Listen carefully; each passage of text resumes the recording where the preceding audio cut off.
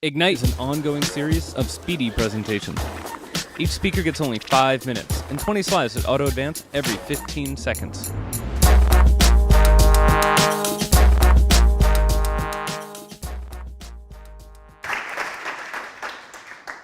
Thank you.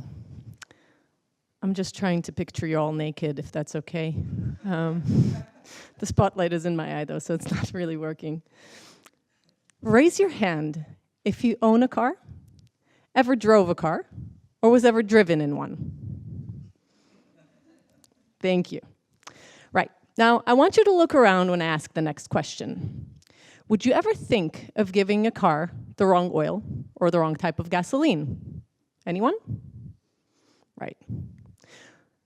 Notice not one hand stayed up. No one, not even those who don't own a car, would ever think of giving a car the wrong oil or the wrong type of gasoline.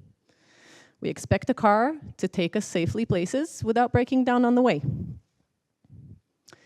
Now, let's ask ourselves another question.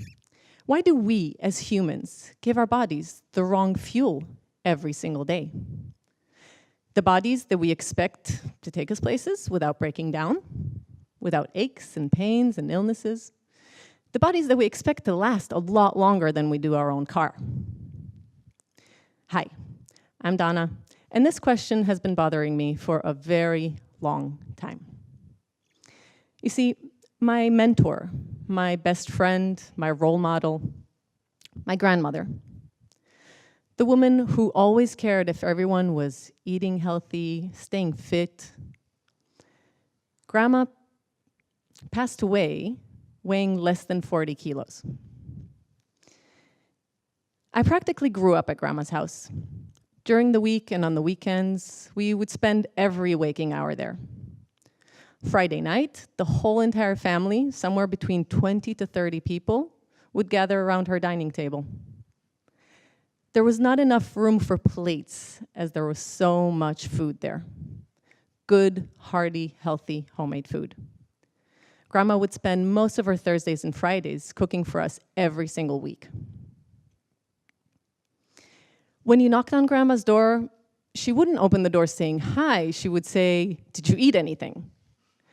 And no matter what the answer was, you'd still get a plate full of food right in front of you. There were always amazing smells coming from her kitchen stove, filling the house with scents I'll never forget. Rice, lentils, vegetables, beef, stews, sauces, you name it, she made it. But most importantly, she made it with love. In Grandma's world, food was health. She was always up to date with the latest health hypes and always made sure her family was eating what was really healthy. Little did she know that her schooling was in fact big food company propaganda.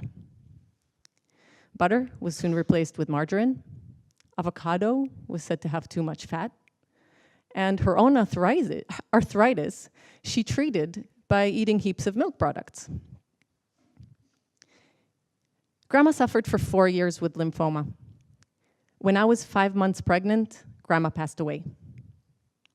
The strongest woman I've ever known couldn't walk herself to the toilet on her last months on Earth. She couldn't taste the flavor of food from all the chemo. She didn't want to eat anyways. Grandma's death was a huge wake-up call for me. I started studying and investigating, following up on all the top experts in the field. I wanted to know why. Why is it that someone who cared so much for her health died of such a terrible disease and suffered from many chronic illnesses? I needed to know. What I know now, after 7 years of just investigating and dedication, is life-changing. It had changed my life, it had changed my family's life, and I've managed to help many families along the way. What I found out was, 1, big food companies don't care for your health, only for your constant consumption. 2, there's not one special diet that's the diet for all humankind. 3, your body knows what's best for it, so you better listen carefully. 4, cleaning up your day-to-day diet is the cure for almost anything. And 5, Anyone can do it with the right support and guidance. But the most important thing I've learned this whole time, people take better care of their cars than they do of their own body. Let's start taking care of our bodies like they're the only form of transportation we've got from today until the day we die. Because, well, they are. And replacement parts are scarce. Thank you.